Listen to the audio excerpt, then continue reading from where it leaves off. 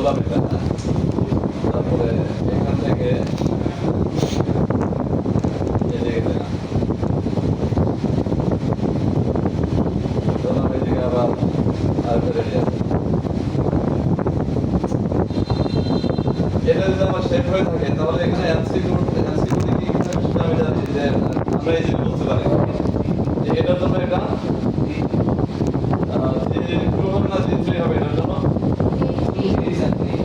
G3, আর এটার জন্য G1, এটার জন্য G2 নাকি এটার জন্য G2, আর এটার জন্য আবার G1। এখন শেপটা যদি এরকম হয়ে থাকে, যেমন এখানে একটা স্প্লাইন শেপটা নেবা, যেহেতু সহজ শেপের প্র্যাকটিস আমাদের হয়ে গেছে, এবার অন্য কিছু থাকে না বললাম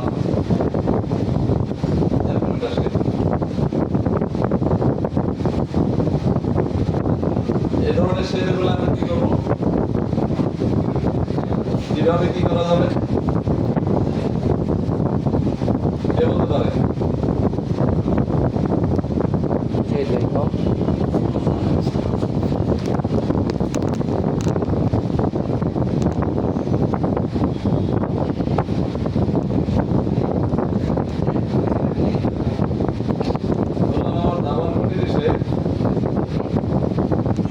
আমি নিজে স্টাইলিশ একটা শেপ দিলাম, সেক্ষেত্রে কি করবো কে বলতে পারে?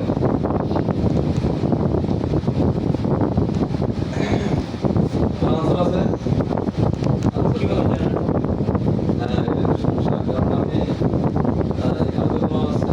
সার্কুলার পোর্শন দেখতে পাচ্ছি না, ঠিক আছে না?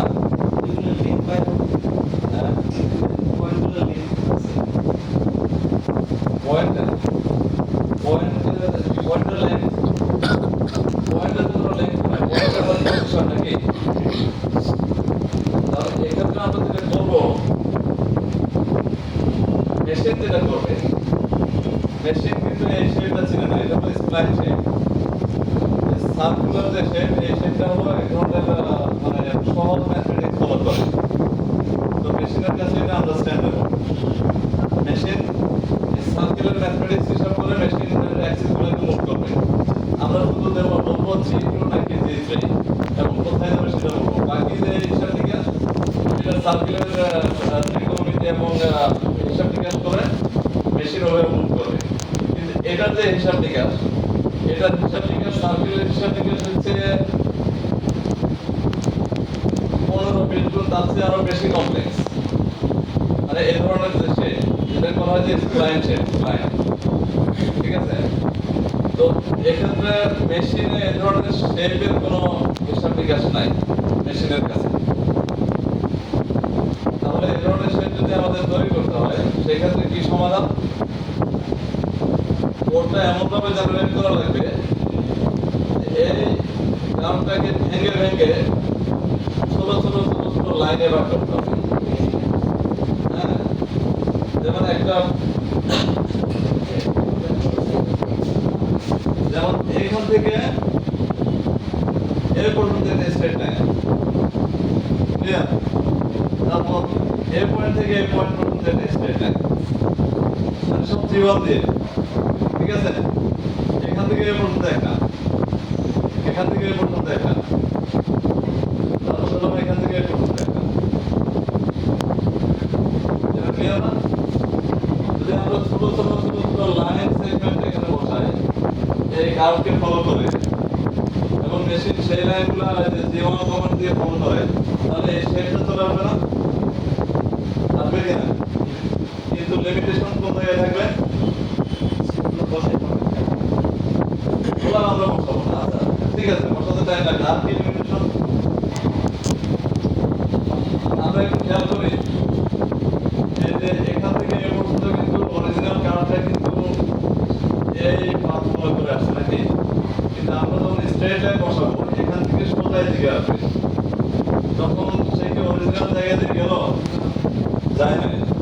তার মানে আমাদের ডিজাইনটাকে এভাবে স্টেপ হবে নাকি? স্টেপ হবে না, এখান থেকে পর্যন্ত একটা স্টেপ, এখান থেকে পর্যন্ত আরেকটা স্টেপ, তার মানে হলো আমাদের ডিজাইনটা হয়ে যাবে এরকম।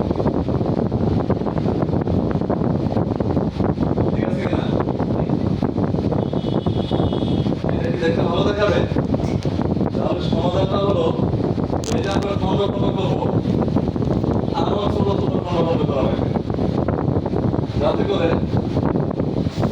এখান থেকে যে এখানে সরে আসলো, এই সরে আসার পরিমাণটা কম হয়। বোঝা গেল? যে অরিজিনাল জায়গা থেকে অরিজিনাল পথ থেকে কত দূর দিয়ে যাচ্ছে, এটা হলো ডেভিয়েশন নাকি বিচ্যুতি, বাংলায় বলা হচ্ছে বিচ্যুতি। আমরা কি যে টলারেন্স শব্দটা শুনছি, টলারেন্স, হ্যাঁ, এটা কি পলিটেকনিক পড়াশোনার মধ্যে ছিল টলারেন্স? এটা বাংলায় কি বলে? স্যার যতটুকু হোক না, হ্যাঁ, এই শব্দটার বাংলা কি?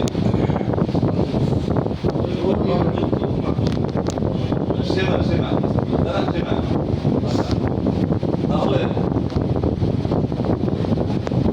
এখান থেকে যে আমাদের হিসাবটা অরিজিনাল কাউন্সিলে আমাদের শেপটা যে শেপটা ডেভিয়েশন হয়ে যাচ্ছে, এখানে এই প্রসঙ্গে এই ক্ষেত্রে এটাকে বলা হচ্ছে টলারেন্স। কতটুকু টলারেন্স এখানে আমাদের নির্দেশ করা লাগছে। যদি আমরা এই খন্ড খন্ডগুলো অনেক বেশি বেশি করি, তাহলে টলারেন্স আসবে কম। আর যদি বড় বড় খন্ড করি, ধরুন একটা এখান থেকে এখানে, একটা এখান থেকে এখানে, এখানে তো খালি ছবিতে দেখা যাচ্ছে এখান থেকে এখানে টলারেন্স অনেক বেশি থাকে। তারপরে এখান থেকে ধরলাম এখানে, এই যে অনেক চলে আসলো, অনেক বেশি গ্যাপ হয়ে গেল নাকি? তার মানে আমাদের টার্গেট থাকবে ওই পরিমাণ খন্ড খন্ড করা, যাতে করে টলারেন্সটা আমাদের কম থাকে। আমাদের নির্ধারিত সীমার মধ্যে থাকে, নির্ধারিত মানের মধ্যে থাকে। এখন বললাম এখান থেকে এখানে কতটুকু ভ্যারিয়েশন হলো, এই টলারেন্সটা কতটুকু ধরলাম 0.2 মিলিমিটার। এখন আমি যদি চাই যে আমি এরকম একটা স্মুথ শেপ কাটবো, এই শেপ কাটতে গিয়ে যেটা আমাকে খন্ড খন্ড করা লাগবে, তাহলে এখানে কতটুকু টলারেন্স আমি চাই ম্যাক্সিমাম, সেটা আমাকে সিদ্ধান্ত নেওয়া লাগবে। আমি যদি চাই যে 0.05 এর উপরে যাতে বিচ্যুতি না হয়, এমন ভাবে খন্ড খন্ড করবো। খন্ড কিভাবে করবো সেটা পরে আসছে। তাহলে এই সিদ্ধান্তটা আমাকে নেওয়া লাগবে। যদি আমি এই টলারেন্সের ম্যাক্সিমাম ভ্যালুটা খুবই অল্প সিদ্ধান্ত নিই, তার মানে আমার এই শেপটা অনেকটাই স্মুথ হবে। এটা কিন্তু খালি চোখে দেখা না হতে পারে, ওটাই তো আমার টার্গেট। স্মুথ শেপগুলার এই যে ভাঙা ভাঙা যে ব্যাপারটা, এটা যাতে বোঝা না যায়, এটা তো আমি সহজ বাংলায় বোঝাতে বললাম। এটা হলো মাস্টার কেয়ারের ল্যাঙ্গুয়েজে আসে, স্ট্যান্ডার্ড যেভাবে বলা হয় আর কি। এই শেপটাকে যে আমি খন্ড খন্ড করবো, এই যে মেশিনের বোঝার উপযোগী করার জন্য, অর্থাৎ G1 দিয়ে কিংবা G2 দিয়ে কিংবা G3 কমান্ডের মধ্যে, অর্থাৎ 3টা কমান্ডে দেখবে এটা কমান্ডে আসবে। ধরলাম আমরা এটাকে সব G1 কমান্ড দিয়ে আনবো, সবগুলো তাহলে স্ট্রেট লাইন হবে। এই যে এইভাবে স্ট্রেট লাইন দিয়ে একটা কার্ভ শেপকে ভাঙার যে প্রসেসটা, এটাকে বলা হয় যে লিনিয়ারাইজেশন। বুঝা গেল? আমি লিনিয়ার কমান্ডে ভাগ করতে সবগুলোকে। লিনিয়ার কমান্ড মানে কি? G0 অথবা G1, এই দুটো হলো লিনিয়ার মোশন। তার মধ্যে G0 হলো র্যাপিড আর G1 হলো ফিট। এখন